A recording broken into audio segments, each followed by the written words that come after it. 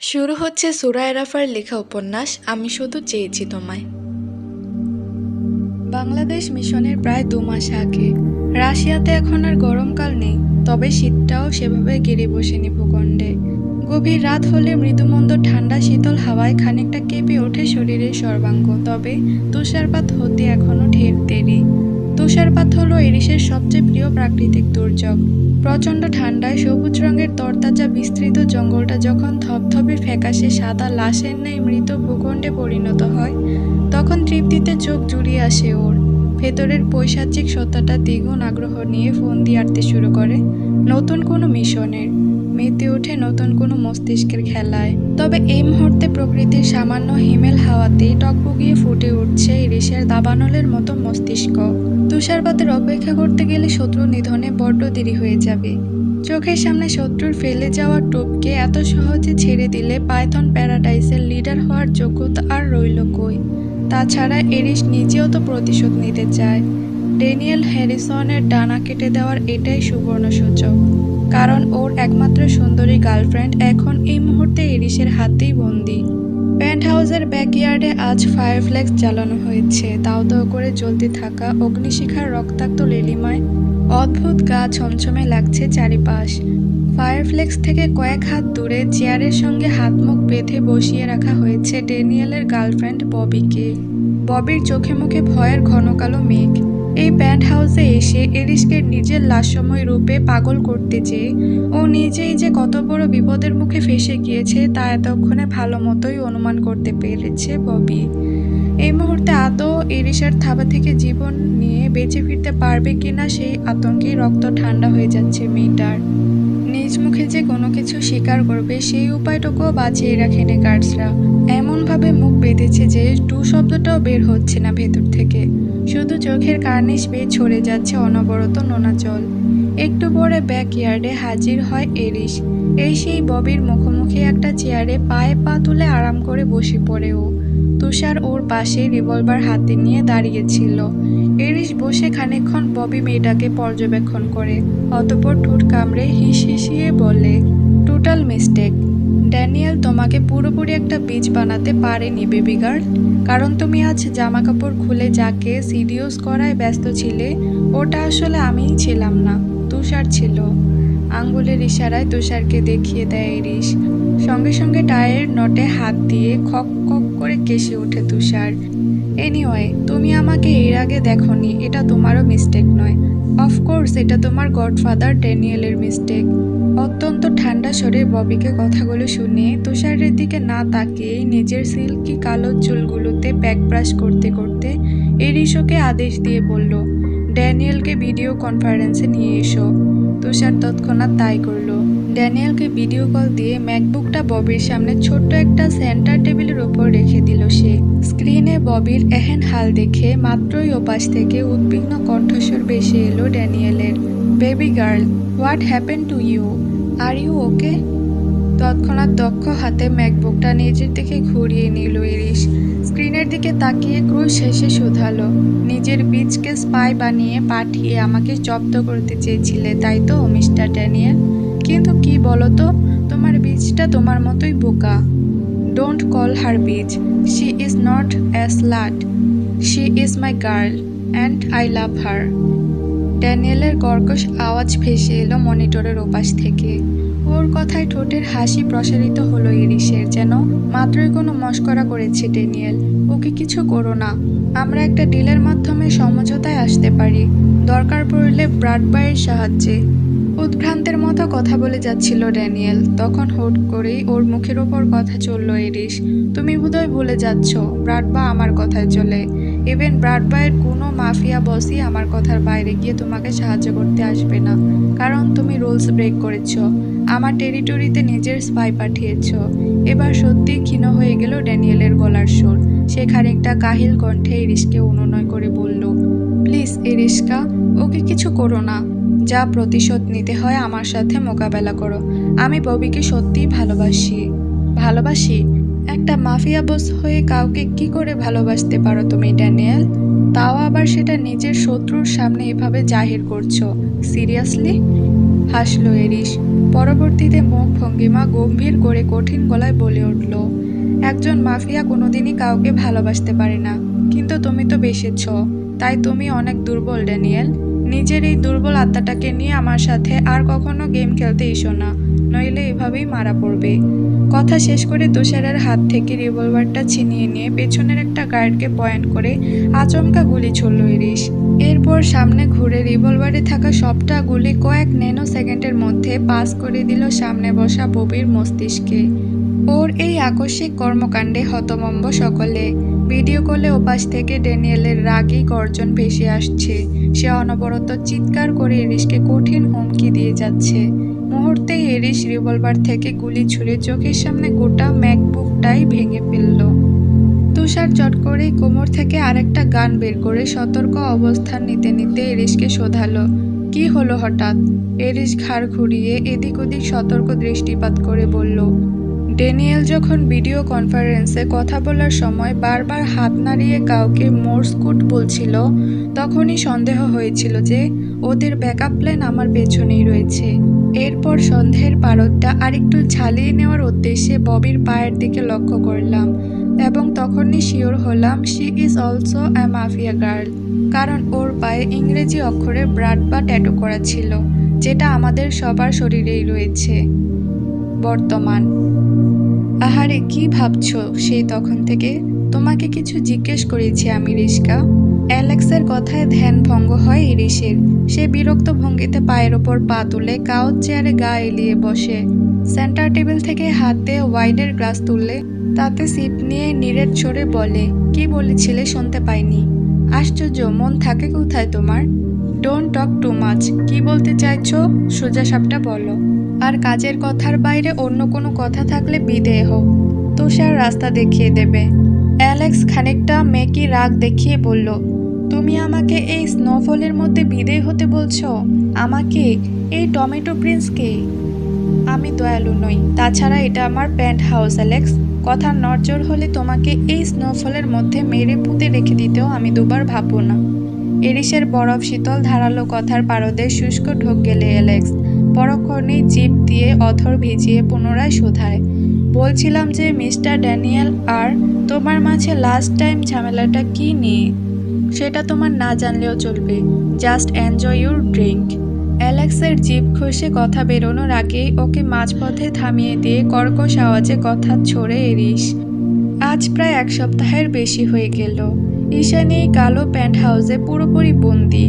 না, কেউ ওকে হাত পা বেঁধে তালা মেরে কক্ষবন্দি করে রাখেনি, তবে গার্ডসরা নজরবন্দি করে রেখেছে সব সময়। প্যান্ট হাউসের নিচের তলায় যেখানে স্টাফ কোয়ার্টার, তারই অন্য পাশে কিচেন কাউন্টার। কিচেন পেরিয়ে দুটো 12 বাই 12 ফুটের ছোট ছোট রুম, যার একটাতে থাকে ফ্লোরা নামক রুশ মেয়েটি, আর অন্যটাতে ঠাঁই হয়েছে ইস্যুর। প্রথম কদিন ওই ছোট রুমটা থেকে কিছুতেই ভয় বের হয়নি ঈশানী। পাছে না ওকে ধরে নিয়ে বিক্রি করে দেয় লোকগুলো। ভালোবেসে ঠকে যাওয়ার ভীষণ যন্ত্রণা, নিজের করা ভুলের জন্য নিয়তি স্বরূপ সব হারিয়ে নিঃস্ব হয়ে একা একটা বন্দি জীবনের গোলকধাঁধায় আটকে পড়ার বিষণ্ণতা, পালানোর আশঙ্কা, বেঁচে ফেরার আকুতি, সবকিছু মিলিয়ে যেন এক প্রলয়ঙ্করকারী ঝড় বয়ে গিয়েছে ঈশ্বর তনু হৃদয়ের উপর দিয়ে। কিন্তু এত কিছুর মাঝেও ঈশানী আবিষ্কার করে ফ্লোরা মেয়েটাকে। মেয়েটা বন্ধুসুলভ, দিনরাত ঈশানীর খোঁজ নেয় সে। এক কথা দু কথা দিয়ে ঈশ্বর সঙ্গে ভাব জমানোর পায়তারা করে বেড়ায় সারাক্ষণ। কথায় কথায় চঞ্চলা হরিণ শাবকের ন্যায় মিষ্টি মিষ্টি করে হাসে। শেষ বিকেলের মরা রোদের মতো স্নিগ্ধ লাগে সেই হাসি। প্রথম প্রথম ভয়ে কুঁকড়ে থাকলেও ধীরে ধীরে ঈশানীও স্বাভাবিক হতে শুরু করে ফ্লোরার সঙ্গে। যদিও ইস্যু সবসময়ের মতোই কথা কম বলে, তবে ফ্লোরা ওকে কথা বলতে বাধ্য করে। মনে করিয়ে দেয় দেশে ফেলে আসা সবচেয়ে ভালো বন্ধু নিঝুমের কথা। ঈশানী তো এটাই ভেবে পায় না যে ফ্লোরার মতো একটা সাদাসিধে কুলকুলে বহমান নদীর জলের মতো ঠান্ডা প্রাণোচ্ছল একটা মেয়ে এই মাফিয়াদের কালো দুনিয়ায় করছেটা কি, কিভাবে বা টিকে আছে সে। ঈশানী জানতে চায় ফ্লোরার অতীত। জিজ্ঞেস করলে হয়তো উত্তর দিতে 1 মিনিটও দ্বিধাবোধ করবে না ফ্লোরা। কিন্তু ওই যে অন্তর্মুখী স্বভাবের দরুন সব কথা সহজে জিজ্ঞেস করে উঠতে পারে না ও। এই কদিনে ঈশানী আরও একটা গুরুত্বপূর্ণ জিনিস লক্ষ্য করেছে। এরিস, তুষার কেউই সচরাচর পেন্ট হাউসে থাকে না। এই ব্যাপারে ফ্লোরাকে জিজ্ঞেস করলে ফ্লোরা জানায়, এরিস বেশিরভাগ সময়ই রাশিয়ার বাইরে থাকে। কখন আসে কখন চলে যায় সে হদিশ কেউ দিতে পারে না। এছাড়া বিভিন্ন সময় মিশনের উদ্দেশ্যে দেশ ত্যাগ করলে মাসের পর মাসও কেটে যায়, তবুও ফিরে আসে না ইরিশ। মাঝে মধ্যে এমনও হয় বহুদিন না ফেরার দরুন আমরা ধরেই নিই ইরিশ আর বেঁচে নেই, কারণ মাফিয়াদের জীবন মরণের কোনো সিকিউরিটি নাই। মিশনে গেলে আদৌ ফিরে আসবে কিনা তারও কোনো নিশ্চয়তা নেই। আর এভাবেই চলতে থাকে বছরের পর বছর। ঠিক তেমনই গত কিছুদিন ধরেই পেন্ট হাউসে নেই ইরিশ। ঈশানী অন্তত দেখেনি। অবশ্য ইরিশ গন্তব্যে না থাকলে স্বস্তি লাগে ঈশানীর। ওই সময়গুলোতে একটু শান্তিতে দম নিতে চায় ও। নিজেকে বাঁচিয়ে রাখার ক্ষুদ্র প্রয়াস বলা চলে। কারণ ইরিশ এলেই প্রচণ্ড ভয়ে তটস্থ থাকে ঈশানী, কখন যেন আবার ওকে ওইসব নোংরা জায়গায় পাঠানোর কথা বলে ফেলে। সেই আতঙ্কে বিকেল থেকে চুলায় ভেড়ার মাংস কষাচ্ছে ফ্লোরা। অন্য পাশে কাউন্টারের ওপর ময়দার গোলা বানিয়ে সেটাকে অপটু হাতে মেখে খামির বানানোর চেষ্টা চালাচ্ছে ইস্যু। ফ্লোরা কখনোই রান্নার কাজে হাত লাগাতে দেয় না ঈশানীকে, কিন্তু সম্পর্কটা আগের তুলনায় স্বাভাবিক হওয়ার দরুন ঈশানী নিজেই সময় কাটাতে এসব করে। ফ্লোরাও আগ বাড়িয়ে আর না করে না ওকে। এক পর্যায়ে ময়দা মাখাতে মাখাতে ফ্লোরাকে উদ্দেশ্য করে ঈশানী শোধালো, আচ্ছা ফ্লোরা, এই বিকেলবেলা এত বড় বান, এত এত মাংস, কার জন্য এত আয়োজন করছো বলো তো? কোন গেস্ট আসবে নাকি? গত কয়েকদিনে আমি যতদূর দেখেছি কেউই বাড়িতে খাবার খায় না। তাহলে? ফ্লোরা সসপ্যানের ঢাকনা খুলে খানিকটা লবণ চেখে দেখতে দেখতে ঠোঁট উল্টে বলল, কার জন্য আবার? বোজোর জন্য। এত কষ্ট করে রান্না করে তুমি ওই ভয়ঙ্কর জন্তুটাকে খাওয়াবে? তুমি জানো সেদিন রাতেও আমাকে কত জোরেই না ধাওয়া করেছিল। ভাবলে এখনো কলিজা শুকিয়ে কাঠ হয়ে আসে আমার। কথা বলতে গিয়েও খানিকটা ভয়াতুর ঢোক গেল ঈশানী। বিশাল সাইজের বানটা ওভেনে ঢুকিয়ে ওকে আশ্বস্ত করে ফ্লোরা বলে, কি করব বলো? বোঝো ইরিশের খুব আদরের। তাছাড়া আমার তো কাজ নেই এখানে। বছরের দু একবার পেন্ট হাউসে ডিনার অথবা লাঞ্চ করে ইরিশ। সেদিনই একটু রান্না বান্না করতে হয়। এছাড়া আমি তো শুয়ে বসেই দিন কাটিয়ে দিই। ফ্লোরার কথার পাছে ঈশানী শোধায়, তুমি এখানে কেন পড়ে আছো ফ্লোরা? তোমার কি ভয় করে না ওদের? কেন চলে যাচ্ছ না এই কালো দুনিয়া ছেড়ে? তুমি কি বুঝতে পারছো না এখানে থাকা মানে তোমার ভবিষ্যতে মরীচিকার মতোই অন্ধকার? নাকি তোমাকেও ওরা জোর করে? ঈশানীর কথায় মৃদু হাসল ফ্লোরা। অতঃপর ওকে আশ্বস্ত করে বলল, তুমি যা ভাবছো তেমন কিছুই নয় ইস্যু। আমার বাবা মা দুজনই ইরিশের আন্ডারে কাজ করত। ওরাও কিছু বছর আগে একটা মিশনে মারা যায়। তারপর থেকেই আমি এখানে আছি বলতে পারো। কথা শেষ করতে পারে না ফ্লোরা। তার আগেই বাইরের তুষার ঝড়ের দিকে চোখ যায় ওর। তুষারের বেগ বেড়েছে তা দেখে মেয়েটা সচকিত হয়ে চট করে কথা ঘুরিয়ে বলে ওঠে, খাবার আমি সার্ভ করে দিয়েছি। তুমি একটু কষ্ট করে গার্ডসদের হাতে পাত্রটা দিয়ে এসো ইস্যু। দুপুরের দিকে সামান্য রোদ দেখতে পেয়ে ছাদ বারান্দায় অনেকগুলো জামা কাপড় দিয়ে এসেছিলাম। এখন তুষার পড়ছে, নিশ্চয় সবগুলো জামা কাপড় এতক্ষণে বরফ জমে হাড্ডিতে রূপান্তরিত হয়ে গিয়েছে। কথা শেষ করে ছাদ বারান্দার দিকে দ্রুত ছুটল ফ্লোরা। ওদিকে খাবারের পাত্র হাতে নিয়ে বোকা বনে যায় ঈশানী। ও তো জানেই না এই বোজো ফজোর ঘর কোন দিকে, গার্ডসরাই বা কোথায় দাঁড়িয়ে আছে।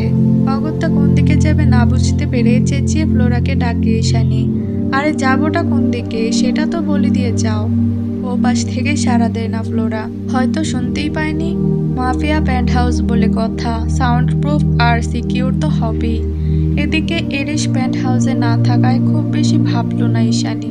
খাবারের পাত্র সমেত হাঁটা দিল লাউঞ্জের দিকে, কিন্তু এদিকটায় কোনো ঘর নেই। তাই এবার ভয়ে ভয়ে পা বাড়ালো দোতলায়। সেই যে প্রথম দিন এরিশ টেনে হিঁচড়ে নিয়ে গিয়েছিল, তারপর আর কোনোদিন এমুখো হয়নি ঈশানী। এতদিন বাদে আজ আবারও একই পথে পা বাড়াতে কিঞ্চিত ভয় করছে ওর। কিন্তু স্বস্তি একটাই, আশেপাশে কোথাও এরিশ নেই। তাই কিছুটা আত্মবিশ্বাস নিয়ে এবার করিডোর ধরে হাঁটা শুরু করে ঈশানী।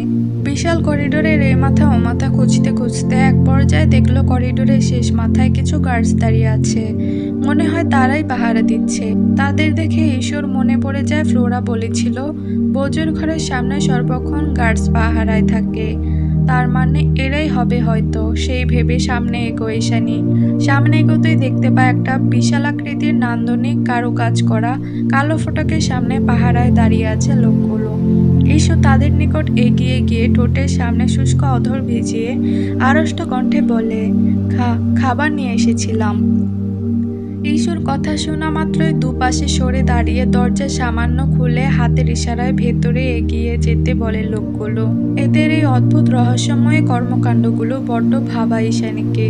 ও অমনোযোগী হয়ে এলোমেলো পায়ে ভেতরে যেতে যেতে বিড়বিড় করে বলে ওঠে, আশ্চর্য, লোকগুলো এমন কেন, কথা বলতে পারে না নাকি?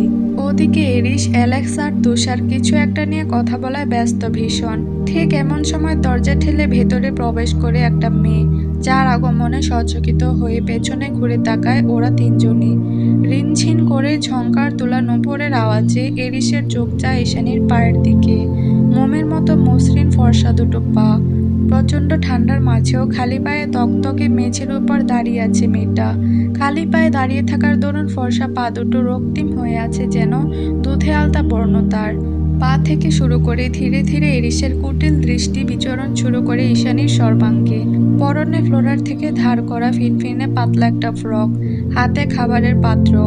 কাঁধ ছাড়িয়ে পিঠে নেমে আসা রেশমের মতো সিল্কি চুলগুলো দু একখানা চুল অবাধ্য সহচরের ন্যায় এলোমেলো হয়ে বিচরণ করছে মুখের ওপর। হাত আটকে থাকার দরুন ঈশানী চাইলেও সেগুলো ঠিকঠাক করতে পারছে না সহজে। পান পাতার মতো ঢলঢলে সুন্দর মুখশ্রী, এখানে সেখানে লেগে আছে ময়দার গুঁড়ো। হাত দুটোরও একই অবস্থা, ময়দায় মাখামাখি সেগুলো। দেখে মনে হচ্ছে ময়দার ড্রাম থেকে মাত্রই উঠে এসেছে মেয়েটা। অথচ এত এলোমেলোর মাঝেও ঈশানী সমুদ্রের জলের মতো গভীর নীলাম্বর ওই টানা টানা চোখ দুটো পুরো দুনিয়ার আকর্ষণ কেড়ে নিতে সক্ষম, যে আকর্ষণ থেকে আজ বাদ যায়নি স্বয়ং টমেটো প্রিন্স অ্যালেক্সও। আচমকা দরজা ঠেলে এতগুলো মাফিয়াকে একসঙ্গে দেখতে পেয়ে ভয় আর চকিতে কয়েক মুহূর্তের জন্য হৃৎপিণ্ডের কার্যক্রম বন্ধ হয়ে যায় ঈশানীর। কিছুক্ষণের জন্য যেন নড়াচড়া করতেই ভুলে যায় মেয়েটা। পরক্ষণেই এরিসের তীক্ষ্ণ দৃষ্টি লক্ষ্য করে কোনো কিছু না বলেই আবারও পিছনে ঘুরে চোখ মুখ খিচে দৌড়ে অফিস রুম থেকে বেরিয়ে যায় মেয়েটা। মাত্র কয়েক মিনিটের ব্যবধানে বৃষ্টি শেষে শীতল হাওয়ার মতোই বুক চিরে ভেতরে প্রবেশ করে। আবারও ঝড়ের বেগে অকস্মাৎ হাওয়ায় মিলিয়ে গেল মেয়েটা। এরিস ভ্রু কুঁচকে থমথমে মুখে চেয়ে চেয়ে দেখল শুধু। এদিকে ঈশুকে দেখা মাত্রই অ্যালেক্স উত্তেজিত হয়ে তুষারকে শোধালো, ওয়াও, কোথায় পেয়েছো একে? পুরোই ভীত হরিণী। আর চোখগুলো দেখলে, উপস। এরিসের ঘোর কাটে অ্যালেক্সের কথায়। ওর চোখে মুখে উচ্ছ্বাসের জোয়ার। তা দেখে এরিস বলে, আমার প্যান্ট হাউসের যে কোনো জিনিস থেকে নিজের নজরটা সামলে রাখার অভ্যেস করো অ্যালেক্স। এখানকার সবকিছুই ভীষণ দামি। উচ্ছ্বাসের জোয়ার কমে না অ্যালেক্সের কণ্ঠে। ও কি ভেবে যেন হুট করে মেঘ না চাইতে জলের মতো একটা দারুণ প্রস্তাব দিয়ে বসে তুষারের কাছে। এরিসকে শুনিয়ে শুনে অ্যালেক্স বলে, রিস্কা এই মুহূর্তে যেটার জন্য মুখিয়ে আছে, ইভেন যার জন্য ও মিশন পর্যন্ত রেডি করতে চাইছে, সেটা হাতে পাওয়া কিন্তু খুব সহজ। মানে? অ্যালেক্সের কথায় ভ্রু কুঁচকালো এরিস। অ্যালেক্স পুনরায় শয়তানি হেসে বলল, রক্তহীরক। তুমি যেমন এই অমূল্য পাথরটি নিজের বানাতে চাইছো, তেমনি এর বিনিময়ে ড্যানিয়েলও কিছু চায়। তুষার বলল, আমি জানি আপনি আকারে ইঙ্গিতে মেয়েটার কথা বলছেন, কিন্তু একটা মেয়ের বিনিময়ে ড্যানিয়েল কেন আমাকে ব্লাড ডায়মন্ড দিতে যাবে? Because he is a women Hunter. মেয়েদের প্রতি ওর আলাদা আসক্তি রয়েছে। গার্লফ্রেন্ড ববিকে হারানোর পর বলতে পারো সাইকোপ্যাথে পরিণত হয়েছে। আই থিঙ্ক এরকম একটা সুন্দরী ভার্জিন মেয়ের জন্য ব্লাড ডায়মন্ড দিয়ে দিতে দুবার ভাববে না ড্যানিয়েল। কিছু একটা ভেবে লম্বা শ্বাস নিল ইরিস। ভেতরে কিছুটা বাতাস টেনে নিয়ে বলল, সবই বুঝলাম, কিন্তু তুমি এতটা শিওর কিভাবে হলে? ড্যানিয়েল আমার মিত্র। তুমি চাইলে আমি নিজ দায়িত্বে এই ডিলটা হ্যান্ডেল করতে পারি রিস্কা। এরিস আর কিছুই বলে না। অ্যালেক্সের জ্বলন্ত কুঠিল চোখ আর বাঁকা হাসির দিকে তাকিয়ে ওয়াইনের গ্লাসে সিপ নেয় নির্লিপ্তে। সন্ধ্যা হয়েছে অনেকক্ষণ। বাইরে অবিরত তুষারপাত হচ্ছে। পেঁজা তুলোর মতোই ঠান্ডা বরফ কুচি জমে একেবারে সাদা হয়ে আছে দৃশ্যপট। ফ্রন্ট ইয়ার্ড ছাড়িয়ে চোখের সামনে পুরো জঙ্গলটাই যেন আস্ত এক বরফ খণ্ডের রূপ নিয়েছে। দেখলেই কেমন চোখ জুড়িয়ে আসে। চলন্ত বারান্দায় রেলিং ঘেঁষে দাঁড়িয়ে বাইরের তুষারপাতের দৃশ্য এক মনে উপভোগ করছে ঈশানী। ঠিক এমন সময় দুমগ ধোয়া ওঠা কফি নিয়ে ওপাশ থেকে ঘেঁষে দাঁড়ায় ফ্লোরা। ঈশানীর শরীরে গরম কাপড় নেই, কোনো মতে একটা চাদর দিয়ে নিজের শরীর আবৃত করে রেখেছে শুধু। অবশ্য ভেতরের দিকে ঠান্ডাটা অনুভব করা যায় না তেমন, নয়তো সেরকম হলে ঠান্ডায় জমে এতদিনে ভূত হয়ে যেত ঈশানী। তবে বারান্দায় এখানে ভালোই শীত লাগছে। ফ্লোরা এসে ঈশানীর এক হাতে কফির মগ ধরিয়ে দিয়ে অন্য হাতটা নিজের সোয়েটারের পকেটে পুরে দিয়ে মিষ্টি হেসে বলে, কফিটা পান করো, আরাম পাবি। বিপরীতে ফ্লোরাকে আন্তরিকতা মাখা এক চিলতে হাসি ফেরত দেয় ঈশানী। অতঃপর কফি খেতে খেতে নিচে তাকাতেই ও দেখল এই তীব্র ঠান্ডায় স্নোফলের মাঝেই তাড়াহুড়ো পায়ে পার্কিং লটের দিকে এগিয়ে যাচ্ছে কেউ একজন। পরনে তার মোটা উলের তৈরি ওভারকোট, সেই সাথে কালো গ্লাভস। ঈশানী লোকটাকে দেখে ফ্লোরাকে শোধালো, কে উনি? ফ্লোরা নিচের দিকে উকি দিয়ে লোকটাকে ভালোমতো পরখ করে জবাব দিল, টমেটো প্রিন্স। Tomato Prince? উল্টো প্রশ্ন ছুড়ে ভ্রু কুচকালো ঈশানী। ফ্লোরা হ্যাঁ সূচক মাথা নাড়িয়ে বলল, কান্ট্রি সাইডে ওনার দাদার আমলে একটা টমেটো সসের ফ্যাক্টরি রয়েছে, ওই জন্য ওনাকে সবাই টমেটো প্রিন্স নামেই চেনে। ঈশান একটু ভেবে ঠোঁট উল্টে শোধালো, তার মানে তো উনি একজন ভালো লোক। তাহলে উনি এই মাফিয়া হাউসে কি করছেন? ঈশানের সরলতায় খানিকক্ষণ হাসল ফ্লোরা, অতঃপর ধাতস্থ কণ্ঠে বলল, এখানে যেই আসে সেই কোনো না কোনো মোস্ট ওয়ান্টেড টেরোরিস্ট ইস্যু। উনি হলেন টমেটো প্রিন্স অ্যালেক্সান্দ্রিও, রাশিয়ার নাম্বার 1 ড্রাগ ডিলার। মজার বিষয় হলো ওনার টমেটো ফ্যাক্টরিতে টমেটো সস নয়, বরং ড্রাগ উৎপন্ন হয়। ড্রাগ পাচারের সূত্র ধরেই মূলত ইলিশের মতো বাঘা বাঘা মাফিয়া বসের সাথে ওঠা বসা রয়েছে ওনার। উনি দেখতে বেশ হাসি খুশি চঞ্চল হলেও ভেতরে ভেতরে ওনার মধ্যে হায়নার বসবাস। ফ্লোরার কথাগুলো শুনে বিস্ময়ে হতবিহ্বল ঈশানী। কত সহজেই না এদের মতো জানোয়ারের বর্ণনা দিয়ে দেয় ফ্লোরা। শুনে মনে হয় এগুলো যেন কোনো বৈধ পেশা। অবশ্য ফ্লোরাকে দোষ দিয়ে লাভ নেই, রাশিয়া দেশটাই এমন। পৃথিবীর অধিকাংশ মাফিয়া গ্যাংয়েরই মূল ঘাঁটি এই দেশে অবস্থিত। পেরিয়ে গিয়েছে আরও 3 দিন। আজ আর সকাল সকাল তুষার পড়ছে না, বরং ঘন কুয়াশার আড়াল থেকে উকি দিয়েছে এক ফালি সোনালি সূর্য কিরণ। মৃদু আজের ঝুরঝুরে রোদে বেশ চনমনে লাগছে চারিদিক। প্যান্ট হাউসের চারিপাশে জমে থাকা বরফের আস্তর গলতে শুরু করেছে ধীরে ধীরে। ফ্রন্ট ইয়ার্ডে কৃত্রিম উপায়ে বড় করা সৌন্দর্যবর্ধক ঘাসগুলোতে শিশিরের ছড়াছড়ি, সব মিলিয়ে সুন্দর এক প্রাণোচ্ছল সকাল। তবে ঈশানীর জন্য আজ সকালটা হতে চলেছে সবচেয়ে অভিশপ্ত আর বিষাদময়, কারণ এরই সিদ্ধান্ত নিয়েছে ও ব্লাড ডায়মন্ডের বিনিময়ে ঈশানীকে ড্যানিয়েলের ক্লাবে পাঠিয়ে দেবে। ব্লাড ডায়মন্ড এরিসের বহু বছরের স্বপ্ন, অবসেশন বলা চলে। ওই পাথরের বিশেষত্ব আর মূল্য দুটাই আকাশচুম্বী। তার চেয়েও বড় কথা, মাফিয়া জগতে রাজ করতে হলে পৃথিবী বিখ্যাত এই ব্লাড ডায়মন্ড তো এরিসের কক্ষিগত করতেই হবে। তাছাড়া ড্যানিয়েল হ্যারিসন আপোষে রাজি হয়েছে। এই রকম শান্তি চুক্তিকেই বা হাতছাড়া করে। তার জের ধরে ইতিমধ্যে অ্যালেক্সের তত্ত্বাবধানে ড্যানিয়েলের কিছু বিশ্বস্ত গার্ডসরা এসেছে ঈশানীকে তুলে নিয়ে যেতে। ঈশানী তখন সবে সবে পাউরুটিতে একটা কামড় বসিয়েছে মাত্র। ঠিক তখনই গার্ডসরা হনহনিয়ে ভেতরে প্রবেশ করে ওকে জোর জবরদস্তি করতে শুরু করে। প্রথমে বুঝে উঠতে না পারলেও পরক্ষণে ইস্যু ঠিকই বুঝতে পারে এই ইস্যুকে কোথাও পাঠিয়ে দিচ্ছে। যখন এই ব্যাপারটা ঈশানের বোধগম্য হলো, সঙ্গে সঙ্গে যেন পুরো আকাশ ভেঙে পড়লো ওর মাথার উপর। ও তৎক্ষণাৎ বাইরে না যাওয়ার জন্য কাঁদতে কাঁদতে দৌড়ে গিয়ে লুকিয়ে পড়ে কিচেন কাউন্টারের পেছনে। গার্ডসরা সেখান থেকে দুবাহু শক্ত করে চেপে ধরে টেনে হিঁচড়ে বের করে আনে ঈশানীকে। অতিরিক্ত টানা হেঁচড়ার ফলস্বরূপ ওর পরনের ফিনফিনে সাফেদ গাউনটা ছিঁড়ে যায় পায়ের কাছ থেকে। শরীরটা ব্যথা দিয়ে ভরে গিয়েছে, অথচ ঈশানীর তাতে বিন্দুমাত্র নজর নেই। ও বারবার নিজেকে ছাড়ানোর বৃথা চেষ্টা করে যাচ্ছে। এক পর্যায়ে যখন জোর জবরদস্তি আর কোনো শক্তি অবশিষ্ট থাকে না ওর মাঝে, তখনই চিৎকার করে কেঁদে ওঠে ঈশানী। বারবার মিনতি করতে থাকে ওই নিষ্ঠুর গার্ডসগুলোর কাছে, আমাকে ছেড়ে দাও, আমি কোথাও যেতে চাই না, মরে গেলেও আমি ওই জায়গাতে যাব না, কিছুতেই না। এতক্ষণ যাবৎ ফ্রন্ট ইয়ার্ডে দাঁড়িয়ে তুষারের সঙ্গে কিছু একটা নিয়ে আলাপ করছিল এরিস। হুট করেই প্যান্ট হাউসের ভেতর থেকে আসা ঈশানীর আকস্মিক চিৎকারে মস্তিষ্ক সজাগ হয়ে উঠল ওর। বারবারই একই গলার চিৎকার, কান্না, মিনতি ভেসে আসছে ভেতর থেকে। এরিস নিজের বাজ পাখির মতো তীক্ষ্ণ দৃষ্টি ভেতরে নিক্ষেপ করে তুষারকে জিজ্ঞেস করলো, কি হয়েছে? ড্যানিয়েলের লোকেরা ওকে নিয়ে আসতে ভেতরে গিয়েছে, জবাব দেয় তুষার। এরিস আর বিপরীতে কিছু বলে না। তুষার শুধু লক্ষ্য করে মুহূর্তে এরিসের স্বাভাবিক মুখভঙ্গিটা কঠিন রূপ ধারণ করেছে। ও হাত দুটো মুষ্টিবদ্ধ করে ঈশানীর চিৎকার না শোনার চেষ্টা করছে। একটু পরেই গার্ডসরা টেনে হিচড়ে প্যান্ট হাউস থেকে বের করে নিয়ে এলো ঈশানীকে। প্রচণ্ড ধস্তাধস্তির ফলে ওর সাফেদ গাউনটা ময়লায় ভরে গিয়েছে। জায়গায় জায়গায় ছিঁড়ে পায়ের কোমল অংশ বেরিয়ে এসেছে চোখের সামনে। তবুও নিজেকে ছাড়াতে মরিয়া ঈশানী। ওকে যখন লোন থেকে টেনে হিচড়ে ফ্রন্ট ইয়ার্ডে নিয়ে আসা হলো, তখনই এরিসকে দেখতে পায় ঈশানী। ওকে দেখা মাত্রই চিৎকার করে কেঁদে ওঠে মেয়েটা।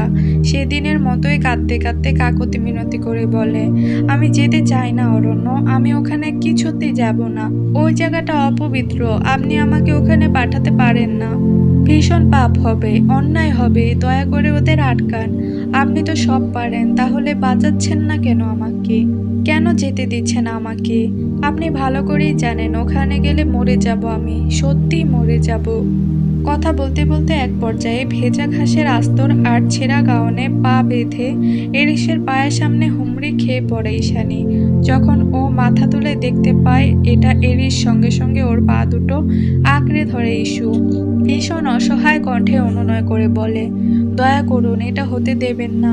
আমি সারা জীবন আপনার এই কালো দুনিয়ায় আটকে থাকতে রাজি আছি, তবুও বাঁচান আমায়। আপনি যা বলবেন তাই শুনবো, কখনো কোনো কৈফিয়ত চাইব না। তবুও ওদের আটকান, একবার বাধা দিন। আমি যেতে চাই না ওখানে, হতে চাই না ওই নোংরা মানুষের একজন। ঈশানী বলেই যাচ্ছিল যতক্ষণ না গার্ডরা পুনরায় ওকে টেনে হিচড়ে গাড়ির কাছে নিয়ে যেতে শুরু করে। এরিস এখনো নিষ্প্রভ চোখে কান্নারত ঈশানীর মুখের দিকে চেয়ে আছে, যে পেছনে ঘুরে ওর দিকে নিজের হাতটা বাড়িয়ে রেখেছে। এরিস জানে না এই মেয়েটা কেন সবসময় বিপদের মুখে ওর দিকে হাত বাড়িয়ে দেয়। মেয়েটা কি বোঝে না এরিস যে একটা হার্টলেস? কিন্তু এই মুহূর্তে ওই অশ্রু ভেজা নীল চোখগুলো আবারও আগুন ধরিয়ে দিয়েছে ইরিসের বুকের পেশিতে। হুট করেই ওর পাপি মনটা পাপের ভয়ে তটস্থ হয়ে উঠেছে। কেন যেন ভেতর থেকে উগড়ে বেরিয়ে আসতে চাইছে নিজের রাগী সত্তাটা। বারবার ভেতর থেকে ধাক্কা অনুভব করছে ও। ভেতরের সত্তাটা মানতে চাইছে না বাস্তবতা। ডেস্টিনি ফেস্টিনির ঊর্ধ্বে গিয়ে ওর মন বলছে ঈশানী সত্যিই পবিত্র, ভীষণ পবিত্র। বসন্তের সদ্য ফোটা চেরি ব্লসমের মতোই শুভ্রতা তার সর্বাঙ্গে। ব্লাড ডায়মন্ডের চেয়েও বহুগুণ মূল্যবান তার এই পবিত্র সত্তা, তার এই সরলতা। এই মেয়েটাকে পাপ ছুঁতে পারে না, অসম্ভব। এরই সেটা কিছুতেই হতে দিতে পারে না, কিছুতেই না। মনের ভাবনাকে কোনো অবস্থাতেই দূরে ঠেলে দিতে পারছে না এরিস। এই মুহূর্তে ওই মহাসমুদ্রের মতো ঢলঢলে অশ্রু ভেজা স্নিগ্ধ নীল চোখ জোড়ার তুলনায় শুধু ব্লাড ডায়মন্ড কেন, পুরো দুনিয়াটাই তুচ্ছ ঠেকছে এরিসের নিকট। ওদিকে গাড়িতে ওঠার আগ মুহূর্তেও এরিসের দিকে হাত বাড়িয়ে কাঁদছে ঈশানী। ওর আকুতি ভরা চোখ জোড়া প্রতি মুহূর্তে নিঃশ্বাস আটকে দিচ্ছে এরিসের। ঈশানী কিছুতেই গাড়িতে উঠছে না দেখে এক পর্যায়ে রেগে মেগে হাতের রিভলভার দিয়ে ওর মাথায় আঘাত করে বসে একটা গার্ডস। সঙ্গে সঙ্গে কপাল কেটে রক্ত বেরিয়ে আসে ইস্যুর। ঈশানীর কপাল চুইয়ে রক্ত গড়িয়ে পড়ছে, তা দেখা মাত্রই কয়েক ন্যানো সেকেন্ডের মধ্যে ওই গার্ডের মাথায় রিভলভার তাক করলো এরিস। মুহূর্তেই পুরো ক্লাইম্যাক্স বদলে দিল। আগুন ছড়া তেজি কণ্ঠে গর্জে উঠে বলল, এই, ডোন্ট ডেয়ার টু হার্ট হার। এরিসের কর্মকাণ্ডে মুহূর্তেই অবাকের সপ্তম আসমানে পৌঁছে গেল আশেপাশে থাকা প্রত্যেকে। পেছন থেকে তুষার ডেকে উঠল ওর নাম ধরে, এরিস, কি করছেন? এই মুহূর্তে কারো কথায় ভ্রুক্ষেপ নেই এরিসের। ও ফ্লোরাকে ডেকে পাঠিয়ে আদেশ করে বলল, ওকে ভেতরে নিয়ে যাও ফ্লোরা। এতক্ষণ ধরে এক কোণে দাঁড়িয়ে থাকা কান্নাকাটি করা ফ্লোরাও এবার স্বস্তির নিঃশ্বাস ছেড়ে ছুটে এসে একটা চাদরে মুড়িয়ে দ্রুত ভেতরে নিয়ে যায় ঈশানীকে। এর কিছুক্ষণ বাদে বড় বড় পা ফেলে এরিসও পা বাড়ায় ভেতরের দিকে। পেছন থেকে উদ্বিগ্ন কণ্ঠে তুষার ডেকে শোধায়, এটা কি করলেন এরিস? এর ফল কি হবে ভেবেছেন একবারও? এরিস থামল না। তুষারের কোনো কথার জবাব দেওয়ার প্রয়োজন বোধ না করেই হনহনিয়ে চলে গেল পেন্ট হাউসের ভেতরে। এটুকুই ছিল আমি শুধু চেয়েছি তোমায় গল্পের পর্ব 11। ভিডিওটি ভালো লাগলে একটি লাইক দিবেন এবং পরবর্তী পর্বগুলো দেখতে চ্যানেলটি সাবস্ক্রাইব করে রাখবেন।